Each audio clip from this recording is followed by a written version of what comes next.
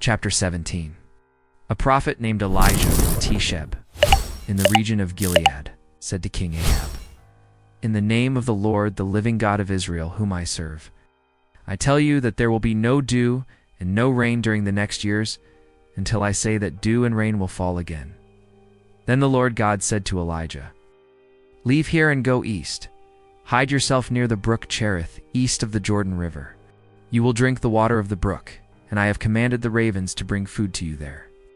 Elijah obeyed the command of the Lord and went and stayed living near the brook Cherith. He drank water from the brook, and the ravens came bringing him bread and meat every morning and every evening. But after some time, the brook dried up because of the lack of rain. Then the Lord God said to Elijah, "Get ready and go to the city of Zarephath near Sidon, and stay there. I have commanded a widow who lives there to give you food." So Elijah went to Zarephath. When he was arriving at the city gate, he found a widow who was gathering firewood. Elijah said to her, "Please give me a little water to drink." When she was going to fetch the water, he called to her and said, "And bring bread also, please." She answered, "I swear by your living God, the Lord, that I have no bread. I only have a handful of flour in a bowl and a little oil in a jar. I am here gathering 2 sticks of wood to cook something for me and my son. We will eat, and then we will die of hunger." Elijah said, "Do not worry. Go and prepare your food, but first make a small bread with the flour you have and bring it to me. Then prepare the rest for yourself and for your son. For the Lord, the God of Israel, says this: the flour in your bowl will not run out, and the oil in your jar will not be lacking until the day that I, the Lord, make rain fall." Then the widow went and did as Elijah had said, and they all had food for many days. As the Lord had promised through Elijah, the flour in the bowl did not run out, nor did the oil in the jar fail. Some time later, the widow's son became sick. He grew worse and worse until he died. Then she said to Elijah, "Man of God, what do you have against me?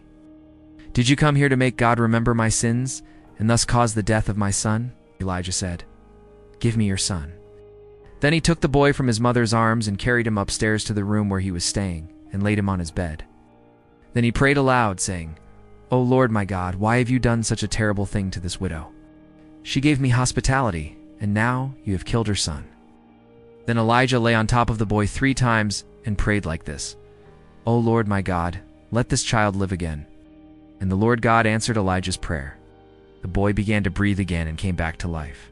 Elijah took the boy and brought him down to his mother and said, "See, your son is alive." And she said, "Now, I know that you are a man of God and that God truly speaks through you." Chapter 18. Sometime later, in the 3rd year of the drought, the Lord God said to Elijah, "Go present yourself to King Ahab, for I am going to send rain." Then Elijah went out to present himself to Ahab. The lack of food was very great in Samaria. Because of this, Ahab called Obadiah, the administrator of the palace. Obadiah was a faithful worshiper of the Lord God. And when Jezebel was killing the prophets of the Lord, Obadiah hid 100 prophets in 2 groups of 50 in caves and provided food and water for them. Ahab said to Obadiah, "Let us go look at all the springs, at all the beds of the streams of our land, in order to see if we can find enough grass to keep the horses and the mules alive, so that we might not have to kill our animals."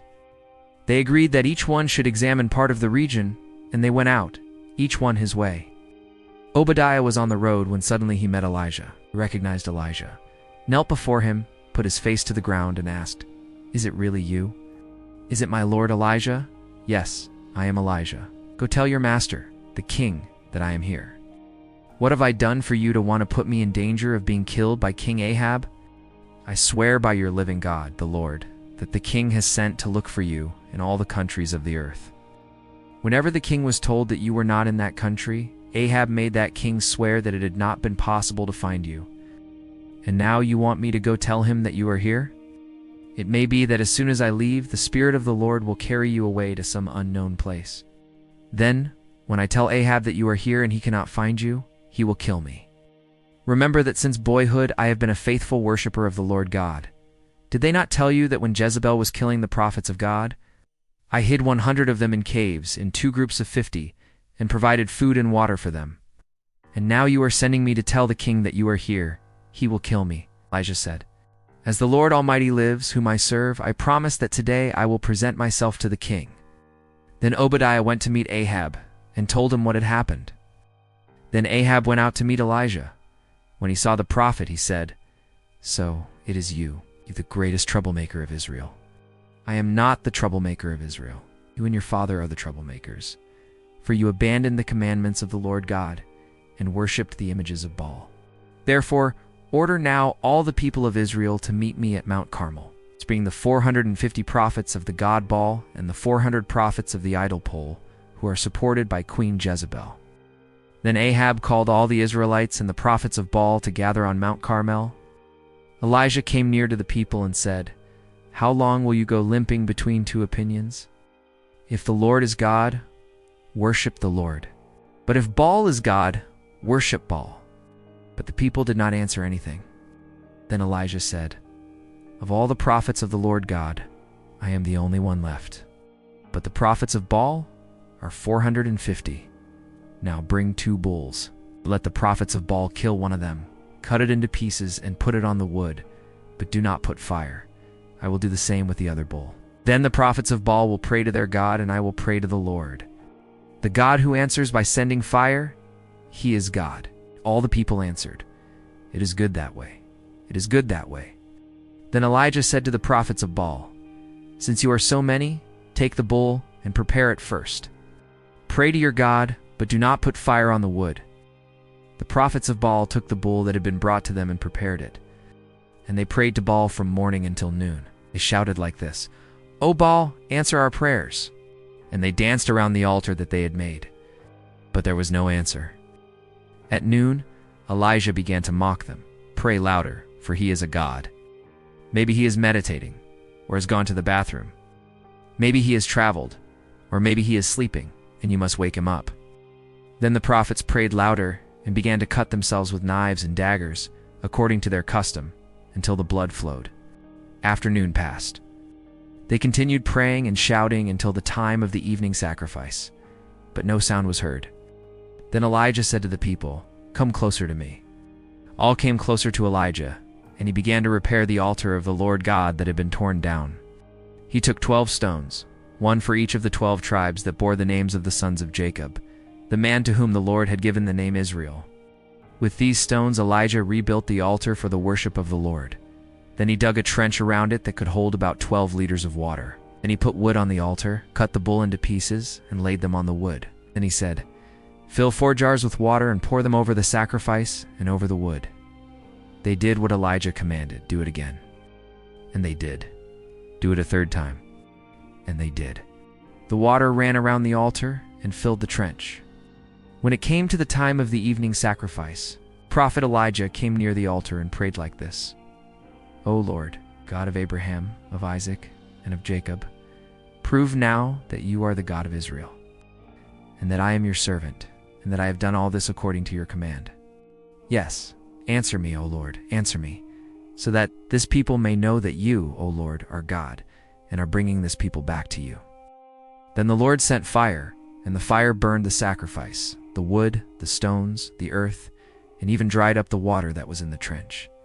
When they saw this, the Israelites fell to their knees, put their faces to the ground, and shouted, "The Lord is God, only the Lord is God." Elijah ordered, "Seize the prophets of Baal, do not let any of them escape."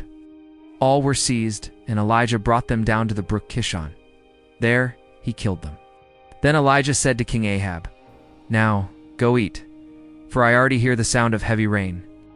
While Ahab went to eat, Elijah went up to the top of Mount Carmel. There he bowed down to the ground, put his head between his knees, and said to his servant, "Go and look toward the sea." The servant went and came back, saying, "I did not see anything."